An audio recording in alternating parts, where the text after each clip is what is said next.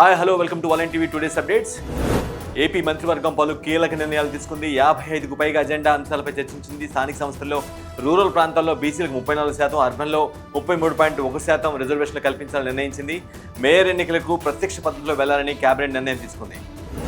కాంగ్రెస్ ప్రభుత్వం గజం ప్రైవేట్ భూమికి కూడా ఆటంకం కలిగించదని మంత్రి పొంగులేటి శ్రీనివాసరెడ్డి అన్నారు. న్యాయబద్ధమైన భూముల విషయంలో ఆందోళన వద్దని సూచించారు. ఉమ్మడి రాష్ట్రం నుంచి ప్రభుత్వ జీవోలు, మెమోలతో హక్కు లభించిన భూములకు సంబంధించిన కాపీలు ఆన్లైన్లో అప్లోడ్ కాలేదని గుర్తు చేశారు. అందువల్లే నిషేధిత భూముల సమస్య వచ్చి పడిందని పొంగులేటి తెలిపారు. ఓటర్ల జాబితా ప్రత్యేక సమగ్ర సవరణ పేరుతో ఎన్నికల సంఘం తెలంగాణలో నిర్దాక్షాణ్యంగా ఓట్లు తొలగించిందని టీపీసీసీ అధ్యక్షుడు మహేష్ కుమార్ గౌడ్ ఆరోపించారు. సర్ ముసాయిదా జాబితాను రాష్ట్ర ఎన్నికల సంఘం విడుదల చేసిన నేపథ్యంలో మాట్లాడారు. కేంద్ర ఎన్నికల సంఘం బీజేపీ తీరును తప్పుపట్టారు.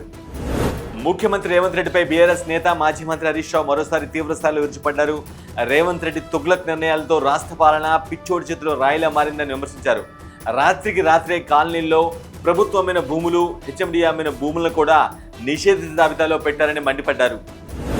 ఇన్స్టాగ్రామ్కు మరోసారి కేంద్రం వార్నింగ్ ఇచ్చింది. చిన్నారులపై లైంగిక వేధింపులకు సంబంధించిన కంటెంట్ని వ్యాప్తి చేస్తుండటంపై కేంద్ర ఐటీ శాఖ మంత్రి అశ్విని వైష్ణవ్ సహా పలు అధికారుల బృందం మెటా అధికారులతో చర్చలు కొనసాగిస్తుంది.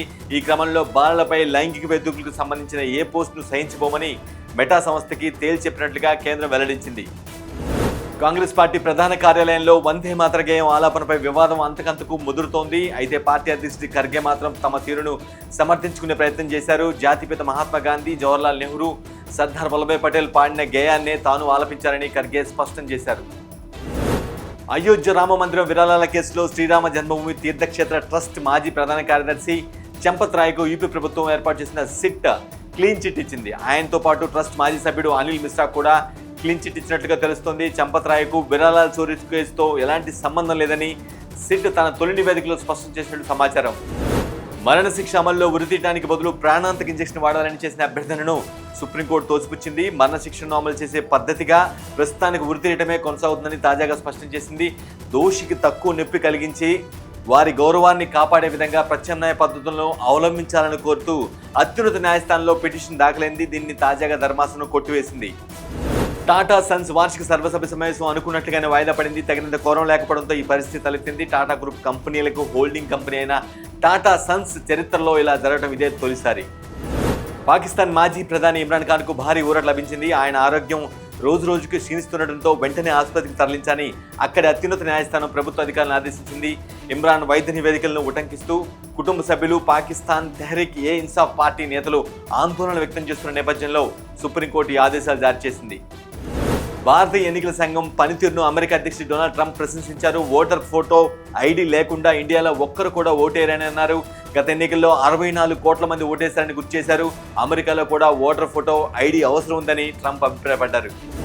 దేశీయ స్టాక్ మార్కెట్ సూచీలు నష్టాల్లో మూసాయి. పశ్చిమాసియాలో నెలకొన్న అనిశ్చితి మార్కెట్లపై ప్రభావం చూపుతుంది. ఐటీ, పిఎస్యు బ్యాంక్, రియాలిటీ స్టాక్స్లో అమ్మకాల ఒత్తిడి ఎదురైంది. హెచ్సిఎల్, ఇన్ఫోసిస్ షేర్లు 2% వరకు కుంగాయి. దీంతో సెన్సెక్స్ వరుసగా 3వ సెషన్లో నష్టాలు చవిచూడగా నిఫ్టీ 6వ రోజు నష్టాల బాట పట్టింది. భారత్ స్టాక్ మార్కెట్ను కొల్లగొట్టి దేశంలో నిషేధం ఎదుర్కొన్న జేన్ స్ట్రీట్కు గట్టి షాక్ తగిలింది. నేరుగా ఈ కంపెనీ నష్టపోనప్పటికీ నమ్మి పెట్టుబడి పెట్టిన ఓ హెడ్జ్ ఫండ్ భారీగా నష్టపోవడంతో జేన్ స్ట్రీట్కు భారీగానే నష్టం వాటిల్లింది. వక్ర మార్గంలో భారత స్టాక్ మార్కెట్ను మోసం చేసిన ఈ సంస్థ ఏడాది తిరక్క ముందే అంతకు 2-3 నష్టపోయింది. 2025 సంవత్సరానికి గాను కేంద్రం జాతీయ క్రీడా పురస్కారాలను ప్రకటించింది. 17 మందిని అర్జున అవార్డులు వరించాయి. అత్యున్నత క్రీడా పురస్కారమైన మేజర్ ధ్యాన్ చంద్ ఖేల్ రత్న అవార్డును ఈ ఏడాది ఎవరికీ ప్రకటించకపోవడం విశేషం.